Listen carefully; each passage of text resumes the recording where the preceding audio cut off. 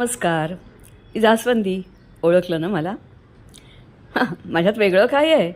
इथे आल्यावर माझं स्वप्न पूर्ण झालं.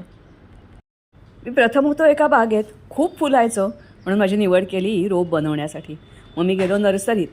मग एके दिवशी एका शाळेच्या मुख्याध्यापिका आल्या आणि मला त्यांनी विकत घेतलं. मी खुश झालो. आता मी सरस्वतीच्या मंदिरात फुलणार म्हणून. मात्र बोलताना ऐकलं की त्या हे कोणाला तरी भेट देणार आहेत. भेट होती चक्क एका वीरमातेला. मी वीरमातेच्या घरी आलो. आणखीनच मी खुश झालो. तिने मला प्रेमाने पूर्वेच्या खिडकीत ठेवलं. पण तिकडे ऊनच येत नव्हतं. समोर झाडं आणि इमारती. मी खंतावलो. मला वाढायला आणि फुलायला वावच नव्हता. अशीच काही वर्ष गेली आणि आता मी आलो नव्या जागेत. आणि पहिलं फूल माझ्यावर फुललं.